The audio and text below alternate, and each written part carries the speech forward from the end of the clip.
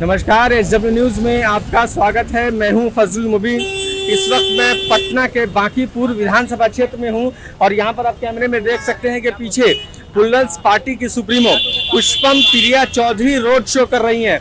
आइए हम इनसे बात करते हैं और जानते हैं क्या लग रहा है। एक तरफ 19 लाख लोगों को रोजगार देने की बात कही जा रही है, वहीं दूसरी तरफ 10 लाख लोगों को रोजगार देने की बात कही जा रही है। उस बीच में आप कहाँ हैं? क्या कहा जा रहा है वो जरूरी नहीं है, जरूरी ये है कि कौन कह रहा है।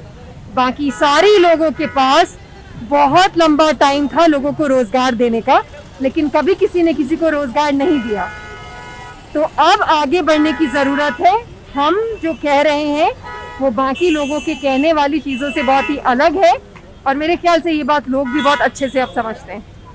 बिहार में जातीय समीकरण जो है और जातीय आधार पर राजनीति की संरचना है। एक तरफ जेडीयू है, दूसरी तरफ राजद है और उसमें कहीं ना कहीं बीजेपी भी है।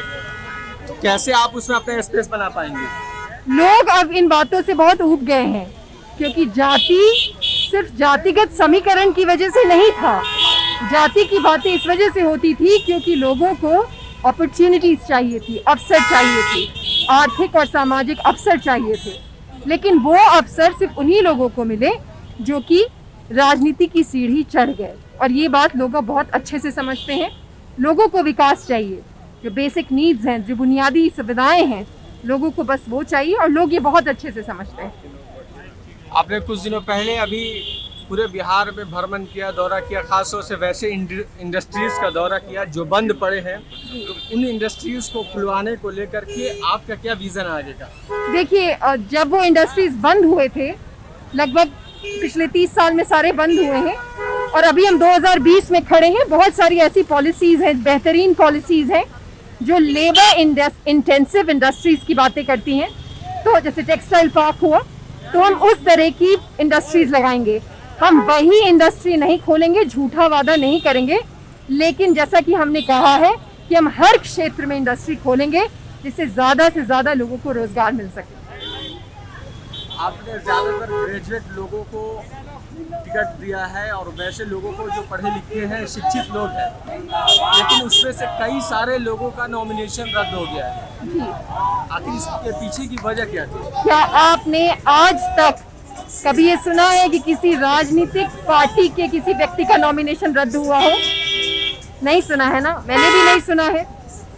तो ये बात तो पूछने वाली है। लोकतंत्र का जिन पे प्रभार है उनसे ये बात पूछने वाली है कि आज तक किसी भी राजनीतिक पार्टी के किसी भी व्यक्ति का अगर नॉमिनेशन रद्द नहीं होता है तो हमारा रद्द क्यों हुआ? नॉमिनेशन जो होता है वो इंक्लूजन की प्रक्रिया होती है, एक्सक्लूजन और एलिमिनेशन की प्रक्रिया नहीं होती है। लोकतंत्र इसीलिए बना था कि हर व्यक्ति जो चुनाव लड़ना चाहे वो चुनाव लड़ सके, तो उसको इंक्लूड करने की जरूरत है, ना कि अपने पूरे उस तंत्र के हिस्सा होने की वजह से लोगों को छोटी छोटी चीज़ों की वजह से छांट देना या उनको नामांकन पत्र नहीं भरने देना। ये सारी बातें अनफेयर हैं, लोकतंत्र की पोल खोलती है और इन्हीं चीज़ों के खिलाफ में प्लूरल्स खड़ी है। क्या आपको नहीं लगता कि आपके जो कैंडिडेट्स हैं वो बहुत ज़्यादा ज़मीन से जुड़े नहीं हैं, इसका भी उनको बेनिफिट नहीं मिल रहा है? आपको एक बार जो कैंडिडेट लिस्ट है वो देखने की ज़रूरत है। हमारे कैंडिडेट्स जो हैं वो बिल्कुल ज़मीन से जुड़े हुए लोग हैं। बहुत सारे लोग शिक्षित हैं और बहुत सारे ऐसे भी लोग हैं जो अपनी समस्याएं जानते हैं, शायद उतने शिक्षित नहीं हैं और इस वजह से हमारी पार्टी में। एक अंतिम सवाल ये है कि आपके पिताश्री भी चुनाव लड़ रहे हैं, लेकिन वो निर्दलीय लड़ रहे हैं। जहां आपने 243 कैंडिडेट को टिकट बांटा है, वहीं दूसरी तरफ वो निर्दलीय चुनाव लड़ रहे हैं। इसके पीछे की वजह क्या है? हमें नेपोटिज्म और डायनेस्टी पॉलिटिक्स से बाहर निकलने की जरूरत है, परिवारवाद को खत्म करने की जरूरत है। पहली चीज, मैं प्लूरल्स की प्रेसिडेंट हूँ, मेरे पिताजी का पार्टी से लेना देना नहीं है और वो चुनाव नहीं लड़ रहे। आपको ये शायद गलत पता है, वो चुनाव नहीं लड़ रहे। Now be the first to know about the latest updates on our new news app. Go on your Android or iOS, search for HW News Network. Download our app, choose the language you prefer to get updates in, and be up to date with the latest news. If you like this video, please share it and we would love to hear your comments in the comments section down here. Also, please do like our Facebook page and follow us on Twitter to get minute-to-minute news updates. For more such shows and videos, well, subscribe to our YouTube channel.